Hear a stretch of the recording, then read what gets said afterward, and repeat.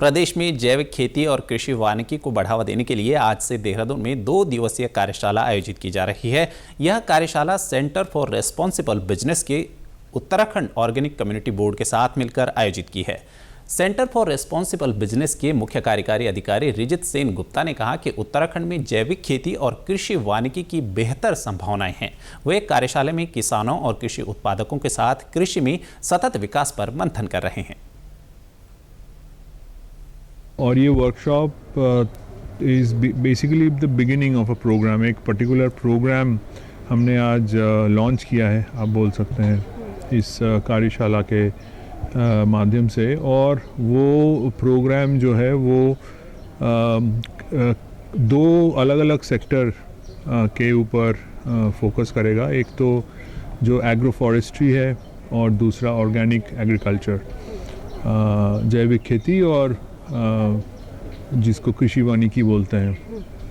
और इसमें जो प्रदेश है उत्तराखंड में बहुत सारे अपॉर्चुनिटीज़ हैं इन दोनों ही सेक्टर में। तो हमारा जो ये उद्देश्य है इस प्रोग्राम का वो ये है कि जिस तरीके से जो फार्मर प्रोड्यूसर ऑर्गेनाइजेशंस, एफपीओज और एफपीसीज और एग्री एंटरप्रेन्योर्स जो कि इस दोनों सेक्टर से जुड़े हुए हैं।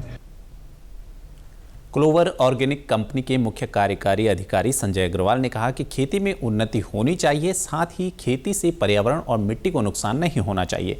वर्कशॉप में हम इन विषयों पर विचार विमर्श कर रहे हैं। ये हो रही है कि देखिए, उन्नति होनी चाहिए, काश्तकारों की, एग्रीकल्चर की उन्नति पूरी होनी चाहिए अच्छी तरह से। बट हमारे जो नेचुरल रिसोर्सेज हैं, जैसे हम लोग की मिट्टी है, पानी है, वायु है, पेड़ हैं, तो ये सारे उनको नुकसान नहीं पहुंचना चाहिए। तो उनका भी कंजर्वेशन साथ साथ में चलना चाहिए। ये इसका उद्देश्य है इस वर्कशॉप का। वहीं कार्यशाला में भाग ले रहे किसानों ने खुशी जाहिर करते हुए कहा कि जैविक खेती के लिए पर्यावरण और आग जैसी चुनौती से कैसे निपटा जाए, ये सभी बातें कार्यशाला में सीखने को मिली हैं।